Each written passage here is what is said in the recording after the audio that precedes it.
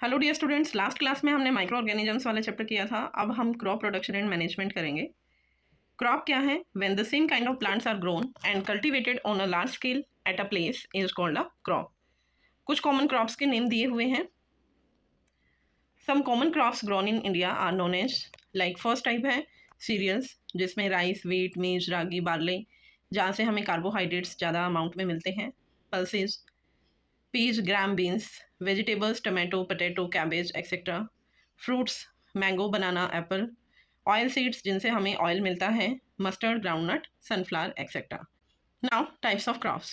Crops are classified into two main categories on the basis of seasons for cultivation. कि जब हम cultivate करते हैं, किस सीजन में लगाया जा रहा है, किस सीजन में कटिंग करते हैं. So first one is kharif crop. The crops which are grown in the rainy season in June and July and harvested at the end of monsoon season during September और अक्टूबर. जून जुलाई में हम crops को लगाते हैं and उनकी जो cutting है सितंबर अक्टूबर में कर ली जाती है. For example paddy, maize, millet, soybean, cotton and the groundnut. Second is the rabi crop. The crops which are sown at the beginning of winter. Winter में लगाई जाती हैं अक्टूबर नवंबर में एंड इनकी जो हार्वेस्टिंग होती है दैट इज बाय द मार्च और द अप्रैल. लाइक अभी जो सीजन चल रहा है अप्रैल सीजन में कटिंग की है हमने गेहूं की, आप अपने चारों तरफ भी देखते हो. उसके साथ मस्टर्ड लगा दी जाती है, ग्राम्स लगा दिए जाते हैं. So these are known as rabi crops. इसके अलावा जायद फसल भी होती है, जायद क्रॉप होती है जो 1 to 2 मंथ्स के लिए होता है. जब हम कटिंग कर देते हैं तो बीच में हम आजकल जैसे देखते हैं वाटरमेलन का सीजन चल रहा है और हमारी जो वेजिटेबल्स होती हैं जो बहुत कम शॉर्ट ड्यूरेशन में हो जाती हैं तो उन्हें हम बोलते हैं जायद crops. Now basic practices of crop production, कि जब हमें क्रॉप को प्रोड्यूस करना है तो उसके लिए क्या क्या प्रैक्टिसेज होती हैं, क्या क्या प्रोसेस होती हैं. First one is preparation of soil. Soil को सबसे पहले प्रिपेयर किया जाता है. देन द सोइंग, सीड्स को लगाया जाता है. Third, adding manure and the fertilisers, ताकि हमारी क्रॉप अच्छी से अच्छी हो. Fourth is irrigation. Different different type के मेथड्स होते हैं इरीगेट करने के, फील्ड्स को पानी देने के लिए. Next is weeding. कुछ एक्स्ट्रा क्रॉप्स हो जाते हैं या कुछ ऐसे ऑर्गेनिजम्स होते हैं जो हमारी क्रॉप को ख़राब कर देते हैं, तो उसके लिए हम वीडिंग प्रोसेस करते हैं. एंड आफ्टर दैट जो क्रॉप है अच्छे से ग्रो कर जाती है और उसकी कटिंग के लिए हम फिर प्रोसेस करते हैं, that is harvesting. And cutting करने के बाद फिर हम इन फूड ग्रेन्स को स्टोर करते हैं. हम अपने डेली पर्पज़ के लिए हम अपने घर में यूज़ करते हैं ग्रेन्स को. डिफरेंट डिफरेंट टाइप के ग्रेन्स आप देखते हैं जैसे राइस, व्हीट या फिर मस्टर्ड या डिफरेंट टाइप ऑफ पल्सेज होती हैं, तो उनको स्टोर किया जाता है या फिर हम बाहर से कहीं से भी गोदाम्स वगैरह से लेके आते हैं तो वहाँ भी वो उनको स्टोर करके रखते हैं. सो अब हम 1 by 1 इनको स्टडी करेंगे. First one is the preparation of soil. In this process the soil is turn and loosens. जैसे आजकल आप देख रहे होंगे अपने आसपास चारों तरफ गेहूँ की कटिंग की गई है और अब जो सॉइल है उसकी टर्निंग स्टार्ट कर देते हैं ताकि वो लूज हो जाए, उनमें होल्स बन जाएँ. तो हम ट्रैक्टर्स को, कल्टीवेटर्स वगैरह यूज किए जाते हैं. आजकल जो कटिंग करने के बाद जो स्टेम्स बची हुई हैं हमारे प्लांट्स की, तो उनको टर्न किया जाता है, मीन्स उसको दोबारा से मिट्टी के अंदर मिक्स कर दिया जाता है. The loosening and the turning of the soil are called the ploughing. तो इस प्रोसेस को हम प्लगिंग बोलते हैं या टिल्टिंग कहा जाता है. This allow the roots to penetrate deep into the soil. कि जो रूट्स होती हैं जब हम लूज करते हैं स्किन को, होल्स बन जाते हैं मिट्टी के अंदर, तो वहाँ से जो नेक्स्ट क्रॉप हम लगाते हैं उन क्रॉप्स की रूट्स अंदर तक पेनिट्रेट हो पाए सॉइल के अंदर, ताकि वहाँ से वो अपने न्यूट्रिशंस को अच्छे से ले पाएँ. The loose soil allow the roots to breathe easily. तो वो अच्छे से ब्रीथ कर सकते हैं, ऑक्सीजन, कार्बन डाइऑक्साइड का एक्सचेंज हो सकता है even when they grow deep into the soil, जब वो सॉइल के अंदर भी हैं. The loosen soil helps in the growth of earthworms and the microbes present in the soil. These organisms further turn and loosen the soil and add humus to it. तो ये process बहुत ज़्यादा useful होती है. जितने भी micro organisms हैं या रूट्स के थ्रू जो अब्जॉर्ब करते हैं प्लांट सॉइल से, वो सारी चीज़ें ईजिली प्लांट्स तक पहुंच पाती हैं. Turning and loosening of soil bring the nutrient rich soil to the top and so that plants can use these nutrients. Now the agriculture implements. जैसे प्लगिंग के लिए हम कौन कौन से अब इम्प्लीमेंट्स यूज करते हैं, कौन कौन से टूल्स यूज किए जाते हैं. First one is plug. ये ट्रेडिशनल टूल है जो पहले के टाइम में यूज किए जाते थे. प्लग क्या होता है? It is made up of wood. लकड़ी का बना हुआ होता है and is drawn by a pair of bulls and other animals, horses और द कैमल्स. तो उनके थ्रू ये प्लग चलाया जाता था. ये यहाँ से ये होता है प्लग. तो यहाँ पर नीचे ऐसे नुकीली टाइप से होता है जो मिट्टी को लूज करता हुआ चला जाता है, मिट्टी को उखाड़ता चला जाता है. It contains a strong triangular iron strip called the plug shear. The main part of the plug is a long log of wood which is called the plug shaft. ये ऊपर से नीचे गई हुई है, this is plug shaft, and नीचे triangular base होता है जिसे प्लग शेयर कहते हैं, जिसकी हेल्प से प्लगिंग की जाती है. There is a handle at one end of the shaft. The other end is attached to a beam that is placed on the bull's neck. ये बुल्स के नेक पे ये बीम रखी हुई है तो इससे ये अटैच होती है. सेकेंड वन इज होई. ये आप देख सकते हैं. It has a long rod of wood और iron. A strong broad and bent plate of iron is fixed at one of its end and work as a blade. It is pulled by the animals. ये भी animals के through use की जाती है. ये हमारे traditional tools हैं दोनों ही, जो पहले के टाइम में यूज किए जाते थे. नाउ जो हम यूज करते हैं that is the cultivator. This is the cultivator. अब ट्रेडिशनल टूल में और मॉडर्न टूल्स में क्या डिफरेंस हो जाता है, यहाँ टाइम की सेविंग होती है. वहाँ जैसे हमने हुई में और शाफ्ट के अंदर देखा, वहाँ पर हमारा एक ही पार्ट है, उसके अंदर एक ये रोड है और फिर नीचे ट्रायंगुलर बेस में ये हमारी बनी हुई होती है प्लग शेयर और शाफ्ट है. बट यहाँ पर क्या है देखिए, 1 2 3 4 5 6 मोर देन 1 शाफ्ट्स होती हैं इसके अंदर, ताकि ये ज़्यादा से ज़्यादा फील्ड को कवर करते हुए चले जाए. सो कल्टिवेटर्स में क्या करते हैं, it is a technique of ploughing using a tractor. It saves time and the labour. तो टाइम की सेविंग हो जाती है एंड लेबर की ज़रूरत नहीं होती. Second process is the sowing. The process of scattering seeds in the soil for growing the crop plants is called the sowing. अब जब हमारी सॉइल प्रिपेयर हो चुकी है, बेटर क्वालिटी की सीड्स हम वहाँ लेंगे एंड उनको सॉइल के अंदर लगाएंगे ताकि हमें नेक्स्ट क्रॉप वहाँ से मिले. The seeds of the crop are sown in the soil once it is prepared by the ploughing, levelling and the manuring. Ploughing करने के बाद फिर हम लेवलिंग करते हैं, एक जैसी मिट्टी करते हैं, मैन्योर्स डालेंगे. So before sowing good quality clean and healthy seeds of high yield are selected. क्योंकि इसी से हमारी क्रॉप्स उगनी है, तो हम बहुत ही बेटर क्वालिटी के सीड्स लेंगे, क्लीन होनी चाहिए और हेल्दी सीड्स होने चाहिए. Seeds are sown in the soil either by the hand और by the seed drill. Seed drill की हेल्प से भी हम इनको यूज कर सकते हैं, या हैंड्स के थ्रू पहले के टाइम में ज़्यादा करते थे, तो हम कैसे भी मिट्टी के अंदर सीड्स को लगा सकते हैं. ये देखिए, ट्रैक्टर्स को यूज करके यहाँ पर सीड्स को लगाया जा रहा है. Advantage of sowing seeds with the seed drills are this. So the seeds uniformly at correct depth. एक जैसे डेप्थ पे, एक जैसे इंटरवल पे अगर आप हैंड से लगाएंगे, इससे यूनिफॉर्मिटी नहीं आती, कहीं ज़्यादा सीड्स गिर जाते हैं, कहीं कम सीड्स होते हैं. सो सीड ड्रिल की हेल्प से क्या होता है, uniformly at correct depth and intervals seeds की सोइंग हम कर सकते हैं. This allows plants to get sufficient sunlight, water and the nutrients from the soil. It ensures that seeds get covered by the soil after sowing. This protects seeds from being eaten by the birds. क्योंकि ये क्या करता है, साथ साथ मिट्टी में अंदर डेप्थ में सीड्स को लगाता चला जाता है. अगर डेप्थ में सीड्स ना हो, ऊपर ऊपर हम सीड्स डाल देते हैं, तो उससे क्या होगा, जो ये बर्ड्स होते हैं, पिजन्स, क्रोज वगैरह, वो सीड्स को खा जाते हैं, जिससे क्रॉप हमारी अच्छी फिर नहीं होगी. Sowing by using seed drills also saves time and the labour. तो ये टाइम एंड लेबर को भी बचाता है. Some crops like paddy and the vegetables like tomatoes and chillies seeds are not sown directly in the soil. Directly हम soil के अंदर नहीं लगाते.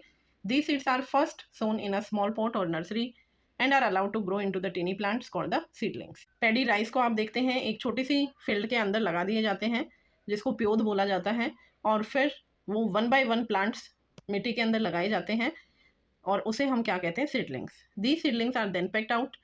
फिर हम उनको निकाल के ट्रांसप्लांट कर देते हैं to the main field. This process is called the transplanting और द ट्रांसप्लांटेशन. मतलब छोटे छोटे प्लांट्स को आप दोबारा से लगा रहे हो, so that is known as transplantation. अब सोइंग करने के बाद फिर हम मैन्योर्स एंड फर्टिलाइजर्स ऐड करते हैं फील्ड के अंदर. मैन्योर्स एंड जो फर्टिलाइजर्स हम ऐड करते हैं, उनका क्या बेनिफिट होता है, these are replenished in the soil by adding manures and the fertilisers. Field fallow. Fields are left uncultivated for some time. और क्रॉप रोटेशन भी हम कर सकते हैं न्यूट्रिएंट्स को रिप्लेनिश करने के लिए. क्रॉप रोटेशन में क्या होता है कि जैसे एक टाइम में हमने एक फसल लगाई, वो जो न्यूट्रिएंट्स होते हैं जो उस क्रॉप को चाहिए वो सॉइल से ले लेता है. फिर हम नेक्स्ट क्रॉप लगाते हैं, वो दूसरे अदर टाइप के न्यूट्रिएंट्स को लेते हैं. फिर थर्ड टाइप की क्रॉप लगाते हैं, वो अदर टाइप के न्यूट्रिएंट्स लेते हैं. तो इस तरह से जो न्यूट्रिएंट्स हैं वो मेंटेन रहते हैं सॉइल के अंदर. अगर आप रिपीटेडली एक ही सॉइल टाइप की सॉइल फील्ड के अंदर लगाएंगे, तो वो उन न्यूट्रिएंट्स को मिट्टी में से लेता रहेगा, अदर न्यूट्रिएंट्स ज़्यादा हो जाएंगे, और जो आप फील्ड के अंदर लगा रहे हैं क्रॉप, उसके न्यूट्रिशन मिट्टी के अंदर कम होते चले जाते हैं, और एट लास्ट क्या होगा कि जो क्रॉप की यील्ड है वो होनी बंद हो जाती है. सो इनको रिप्लेनिश करने के लिए हम मैन्योर्स, फर्टिलाइजर्स को ऐड करते हैं, या फिर क्रॉप रोटेशन करते हैं। तो मैन्योर्स एंड फर्टिलाइजर्स क्या होते हैं? Manure is the organic substance prepared from plant and the animals waste by composting और वर्मी कंपोस्ट। वर्मी कंपोस्ट में जैसे अर्थवॉर्म्स होते हैं, मिट्टी के अंदर से वो धीरे धीरे न्यूट्रिशंस को बाहर निकालते रहते हैं सीड्स के फॉर्म में। और हम देखते हैं जो काव डंग है, बफेलो डंग है, उसको इकट्ठा कर दिया जाता है। धीरे धीरे वो बिल्कुल ड्राइड कंडीशन में कन्वर्ट हो जाते हैं एंड जब वो ड्राई हो जाती है तो उसे हम मैन्योर कहा जाता है, जिसे फील्ड के अंदर लगाया जाता है, जिसे फील्ड के अंदर डाला जाता है। अब इनके बेनिफिट क्या होते हैं? जो मैन्योर है it increases the water holding capacity of the soil. Soil के अंदर वाटर होल्ड करने की कैपेसिटी को इंक्रीज कर देता है। पोर्स सॉइल के अंदर बन जाते हैं which help in the exchange of the gases. It improve the texture of the soil and it also increases the number of microbes in the soil, क्योंकि कुछ माइक्रोब्स मैन्योर्स के अंदर भी होते हैं तो वो ऐड हो जाते हैं उसके अंदर, which are soil friendly and releases humus to the soil. Second, fertilizers. Fertilizers are the chemicals prepared in the factories. Factories के अंदर ये प्रिपेयर किए जाते हैं। मैन्योर होती है वो घर में भी प्रिपेयर किए जा सकते हैं। एक फील्ड में हम डालते चले जाएं एक एरिया के अंदर और धीरे धीरे करके वो मैन्योर में कन्वर्ट हो जाती हैं। They are rich in particular nutrients. The use of fertilizers give a better yield, but excessive use of them is harmful to the soil in long run.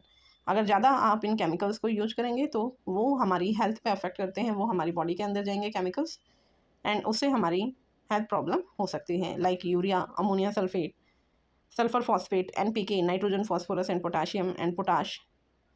सो ये लिमिटेड अमाउंट तक सही रहते हैं, उसके बाद ये हमें हार्मफुल इफेक्ट कर डालते हैं। अब हम करेंगे इनके बीच में डिफरेंस। फर्टिलाइजर्स क्या है? मैन मेड इनऑर्गेनिक सॉल्ट्स है। Manure it is a natural substance obtained in the decomposition of cattle dung and the plant जो residues होते हैं। Fertilizer is prepared in factories. Manures are prepared in the fields. Fertilizers does not provide any humus to the all soil. Manures provide a lot of humus in the soil. Fertilizers are very rich in plant nutrients like nitrogen, phosphorus, potassium, etc. And manures, they are relatively less rich in the plant nutrients.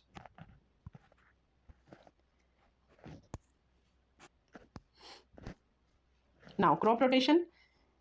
It is another method of replenishing the soil. Soil को improve करने के लिए हम इसे use करते हैं।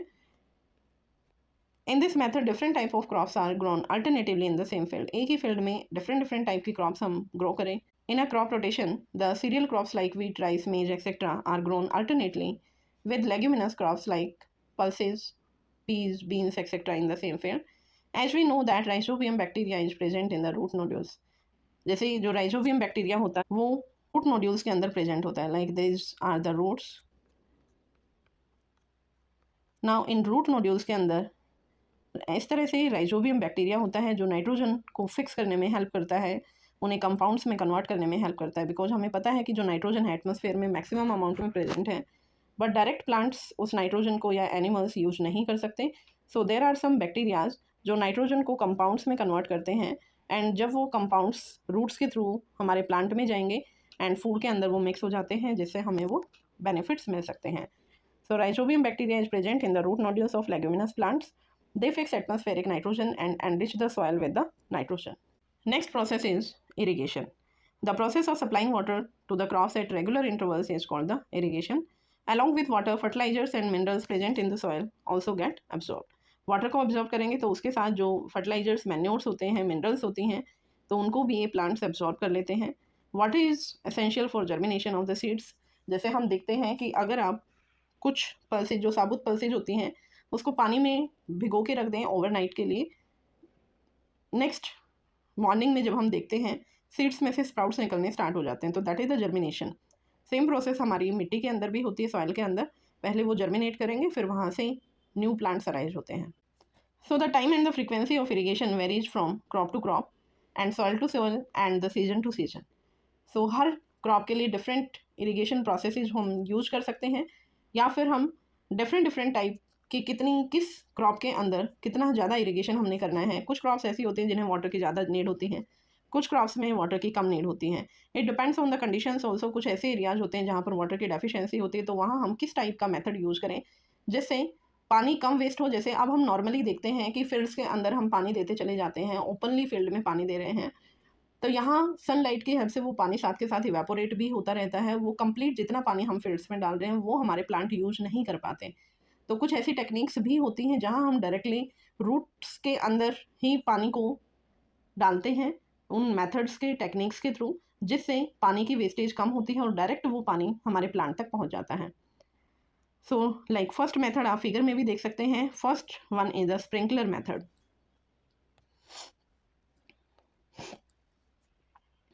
This is the sprinkler method. यहाँ देखिए 3 नोजल्स दिखाई दे रही हैं एंड लाइक द फाउंटेन्स यहाँ से पानी निकलता है और फील्ड्स के अंदर ये पानी चला जाता है।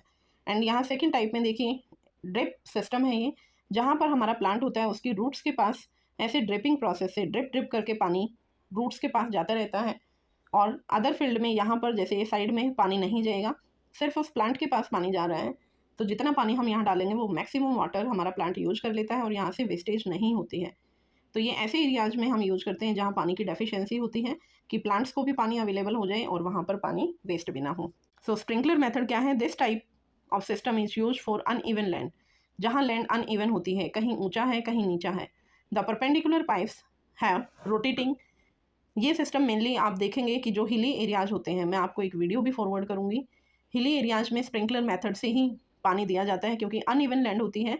तो पानी क्या करेगा, अगर आप फील्ड्स में नॉर्मली पानी डालेंगे तो वहाँ पर जो हाई लेवल होता है, हाई से लो लेवल की तरफ पानी चला जाएगा। तो हाई लेवल पे जहाँ मिट्टी ज़्यादा है वहाँ पर वो पानी नहीं स्टे कर पाएगा और फील्ड्स में वहाँ पर जो क्रॉप लगी हुई है उनको पानी नहीं मिल पाएगा। तो इसलिए हम स्प्रिंकलर मेथड यूज करते हैं।